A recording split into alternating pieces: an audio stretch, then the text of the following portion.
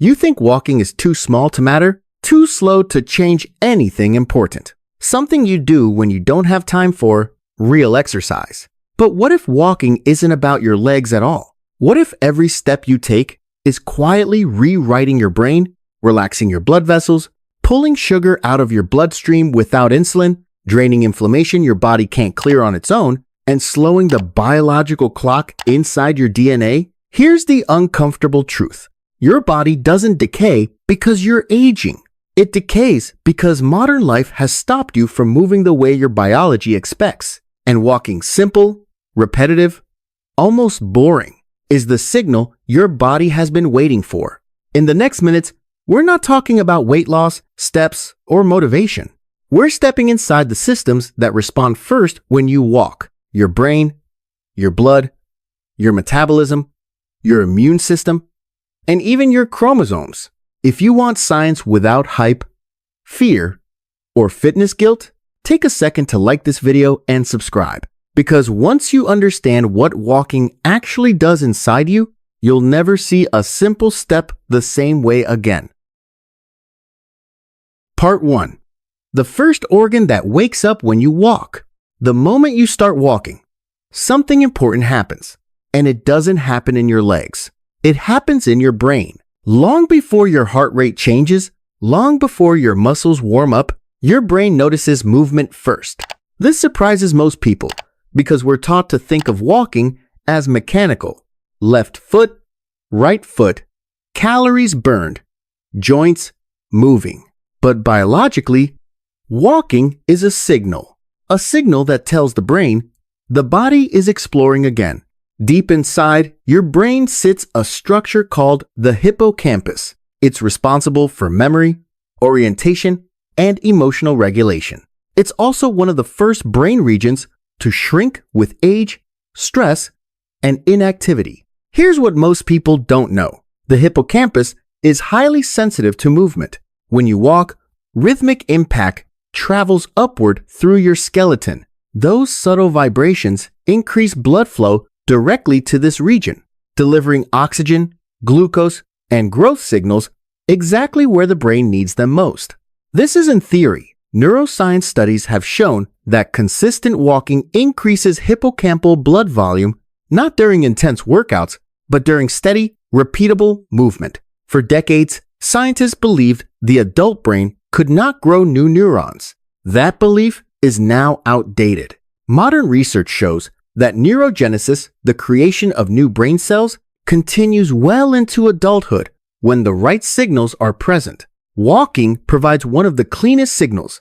As your legs contract rhythmically, they release molecular messengers into your bloodstream. These are called myokines. They travel upward, crossing the blood-brain barrier, and trigger the release of something powerful, BDNF, brain-derived neurotrophic factor. Think of BDNF as fertilizer for your brain. It helps neurons survive. It strengthens connections. It improves learning speed and memory retention. And it protects against cognitive decline. Here's the paradox. High-intensity exercise can also increase BDNF, but it often does so alongside spikes in cortisol and oxidative stress. That stress can damage delicate neural tissue, especially as we age. Walking does the opposite. It raises BDNF gently without overwhelming the brain's protective systems. This creates an internal environment where neurons don't just survive, they stabilize. This is why many people notice something subtle after a few weeks of daily walking. They're not euphoric, they're clearer. Thoughts feel less scattered. Memory feels more reliable. Emotional reactions soften. That's not motivation, that's physiology. One long-term study followed adults who walked around 40 minutes, 3 times a week, for a year. Their hippocampus physically increased in size. Meanwhile, sedentary adults experienced shrinkage in the same region. That difference represents thousands of preserved neural connections. Connections that shape how you remember, how you focus, and how you emotionally regulate stress. So when people say walking clears your head, they're not being poetic. They're describing a measurable biological shift. And this is only the first system to respond. Because once blood flow increases in the brain, it doesn't stop there. It travels downward into your arteries, your heart, and the chemistry of your blood itself. And what walking does to your cardiovascular system is far more powerful than most people expect. Part 2. What walking does to your blood before your heart even notices. When blood flow leaves the brain after you start walking, it doesn't simply circulate faster. It changes behavior. Your cardiovascular system isn't just pipes and pressure. It's a living, responsive network that reacts to movement within minutes. Every step you take pushes blood against the inner walls of your arteries. This creates a gentle friction known as shear stress. That friction is not damage. It's a message.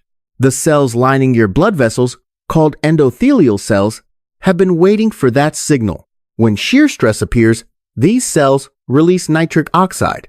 Nitric oxide is one of the most powerful protective molecules your body can produce. It relaxes blood vessels. It widens arteries.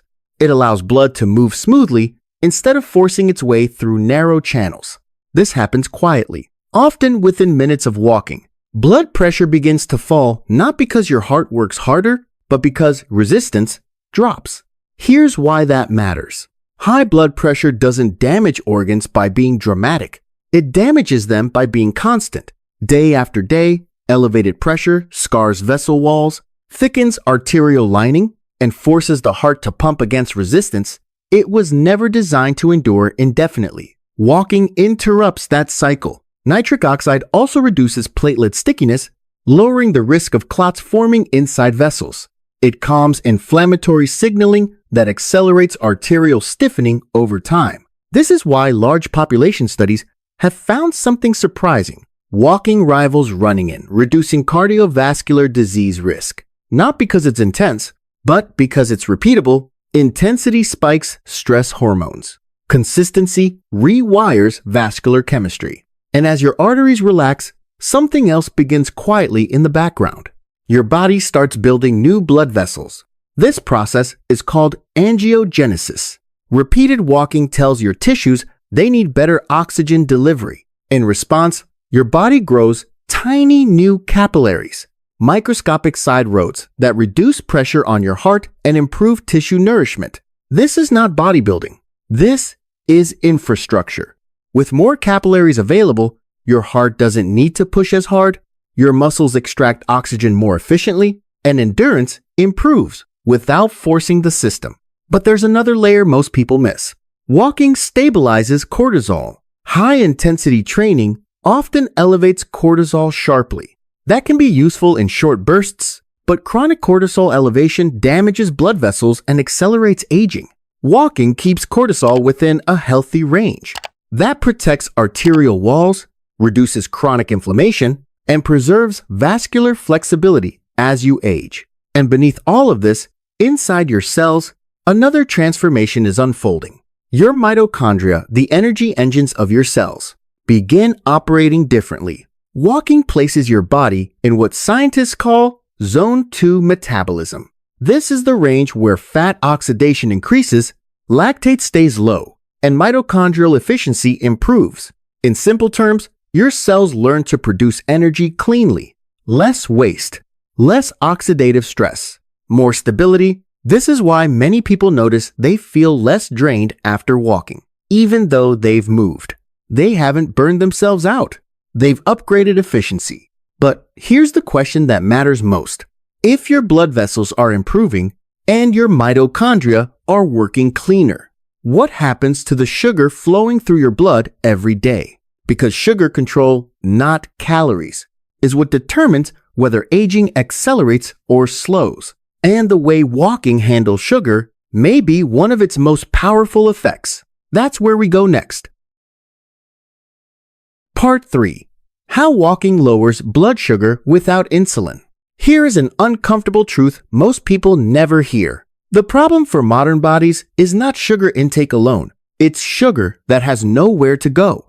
Glucose enters the bloodstream easily, but getting it out into cells where it can be used safely is where things quietly begin to fail. That job normally belongs to insulin. Insulin is meant to act like a key, opening the door of your cells so glucose can enter, but with years of constant eating, stress, and inactivity, cells stop responding properly. The key still turns. The door just doesn't open. This is insulin resistance. Glucose stays in the bloodstream longer than it should, damaging blood vessels, nerves, and organs slowly, often without symptoms, for years. Here's the twist. Walking activates a completely different pathway. It doesn't ask insulin for permission. Every time your muscles contract while walking, they activate a transporter called GLUT4. GLUT4 moves from inside the muscle cell to its surface, where it pulls glucose in directly. No insulin required. This is not a backup system. It's an ancient one. Researchers call this non-insulin-mediated glucose uptake. It evolved to keep humans alive during movement when food was unpredictable. The moment you walk, your muscles become sponges. They absorb glucose actively, reducing blood sugar levels without hormonal strain. This is why even short walks matter. Studies show that a 10 to 15-minute walk after meals can reduce glucose spikes more effectively than longer walks done at other times. Timing beats intensity. Walking right after eating prevents sugar from lingering long enough to cause damage, and the effect doesn't stop when you sit down again. Once GLUT4 is activated, muscles continue pulling in glucose for hours. This stabilizes energy. It reduces cravings. It prevents the sharp crashes many people feel mid-afternoon. Inside muscle cells, mitochondria respond to this steady fuel supply. By increasing efficiency, they burn glucose more cleanly, produce fewer free radicals, and reduce metabolic waste. Over time, this improves metabolic flexibility, your body's ability to switch smoothly between fat and glucose. This is why walking often improves insulin sensitivity faster than high-intensity workouts. High intensity can spike cortisol. Cortisol raises blood sugar. Walking avoids that trap. But there's a darker truth most people don't realize. Sitting still shuts this entire system down. After just 60 minutes of uninterrupted sitting, an enzyme called lipoprotein lipase becomes almost inactive. Fat breakdown slows dramatically. Glucose clearance weakens. Your metabolism doesn't slow because it's broken. It slows because it's immobilized. Standing up and walking for even 2 minutes reactivates these enzymes.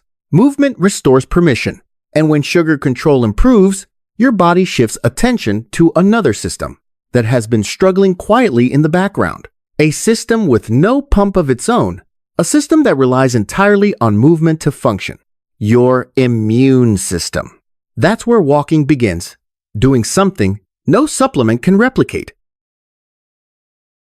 Part 4. The immune system that only works when you move. Once blood sugar stabilizes, your body turns its attention to a system most people never think about. Not because it's unimportant, but because it has no pulse of its own, your lymphatic system. Unlike blood, lymph has no heart to push it forward. It depends entirely on movement. When you sit still, lymph slows. Waste accumulates. Inflammatory signals linger. Immune surveillance weakens. This isn't dramatic. It's gradual, and that's why it's easy to miss. Every time you walk, your calf muscles contract rhythmically. These muscles act like natural pumps, squeezing lymph upward through narrow vessels. Physiologists often call the soleus muscle the body's second heart. With each step, lymph begins to flow again. That flow carries damaged proteins, metabolic waste, and foreign particles toward lymph nodes. Small biological checkpoints spread throughout your body. Inside these nodes, immune cells inspect everything passing through. B cells and T cells identify threats, neutralize pathogens, and coordinate responses with remarkable precision. When lymph moves slowly, this inspection becomes inefficient. When lymph flows, immune vigilance increases. This is why walking is linked to fewer infections. One large study found that people who walked regularly experienced significantly fewer days of respiratory illness, not because they were fitter, but because their immune traffic was moving. Walking also reduces chronic low-grade inflammation. As lymph drainage improves, cytokines and inflammatory byproducts are cleared more efficiently. This reduces swelling, joint stiffness, and the heavy fatigue many people mistake for aging. But the effect doesn't stop at immunity. As lymph circulation improves, interstitial fluid, the liquid between your cells, begins clearing more effectively. This space holds metabolic debris, damaged cellular components, and inflammatory molecules from daily stress. Walking is the only mechanism that cleans it properly. No supplement can replace mechanical movement here. As inflammation falls, your immune system shifts from constant alert mode into a more balanced, responsive state. This protects tissues from overreaction, a key factor in autoimmune conditions and chronic inflammatory disorders. And something else begins to happen quietly. With inflammation lower and immune energy freed, your body starts investing resources differently. Less defense, more maintenance. That's when walking begins influencing something even deeper than immunity, your biology of aging. Because inside your cells, your genetic material responds to the signals you send daily. And walking sends one of the most powerful signals of all, that survival is stable, that the environment is safe enough to invest in long-term preservation. Part 5. How walking slows aging at the level of your DNA. By this point, walking has already reshaped your brain, softened your blood vessels, stabilized your blood sugar, and strengthened immune surveillance. But the most surprising effect happens deeper than any organ. It happens inside your cells. Inside the nucleus of every cell in your body lies your DNA. And at the ends of your chromosomes sit structures called telomeres. Telomeres are protective caps. They stop genetic material from fraying during cell division. Each time a cell divides, telomeres shorten slightly. When they become too short, the cell loses its ability to function properly. This process is one of the most reliable markers of biological aging we have. Here's the part most people don't expect. Telomere shortening is not driven by time alone. It accelerates under stress, inflammation, poor metabolic control, and chronic hormonal imbalance. And walking quietly influences all of those. Regular walking reduces systemic inflammation. It lowers oxidative stress. It stabilizes cortisol rhythms. This creates a cellular environment where DNA damage slows. But walking does more than just protect. It activates enzymes called telomerase. Telomerase helps maintain telomere length, repairing some of the wear that would otherwise accumulate. This does not make you immortal, but it meaningfully slows the biological clock. Large population studies have confirmed this effect. Researchers analyzing hundreds of thousands of adults found that brisk walkers had significantly longer telomeres than sedentary individuals. The difference was not cosmetic. It corresponded to roughly a decade or more of biological age, not because they exercised harder, but because they moved consistently. Here's the paradox. Extreme training can shorten telomeres. Overtraining raises cortisol, increases oxidative damage, and overwhelms cellular repair mechanisms. Walking stays below that threshold. It provides enough stimulus to signal resilience without triggering cellular panic. Your cells interpret walking as a message. The environment is stable. Energy is flowing. Repair is worth investing in. As a result, mitochondrial efficiency improves, DNA maintenance becomes more reliable, and cellular aging slows. These changes don't feel dramatic day to day. You don't wake up younger. But over months and years, your biological age begins drifting away from your calendar age. That divergence is what determines how long you stay functional, independent, and resilient. And now, the final question emerges. If walking does all of this, how much do you actually need? Because the answer is not 10,000 steps. And believing that myth has stopped more people from walking than helped them. Part 6. How much walking is enough and why the 10,000 step rule is a myth. By now, you've seen what walking does beneath the surface. Your brain adapts. Your blood vessels relax. Your muscles clear sugar without insulin. Your immune system wakes up. Your DNA ages more slowly. So the question becomes simple. How much walking is enough to trigger all of this? Most people think they already know the answer. 10,000 steps. It sounds scientific. It sounds precise. It sounds demanding enough to feel serious. But here's the truth. That number didn't come from biology. It came from marketing. In the 1960s, a Japanese pedometer was launched with the name 10,000 step meter. The number was catchy.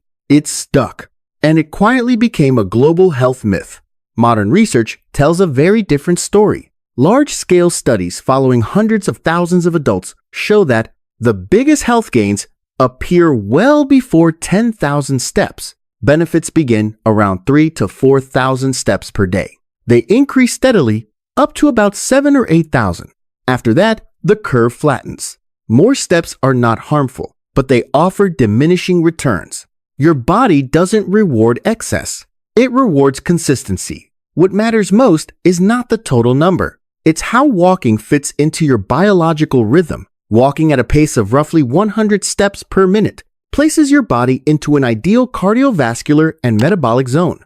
This pace improves blood vessel function, activates mitochondrial efficiency, and avoids stress hormone spikes.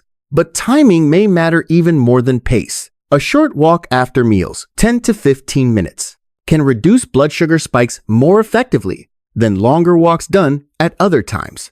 This is because muscle contractions activate glucose uptake exactly when sugar is entering your bloodstream. Small habit, large impact. You don't need to block out hours.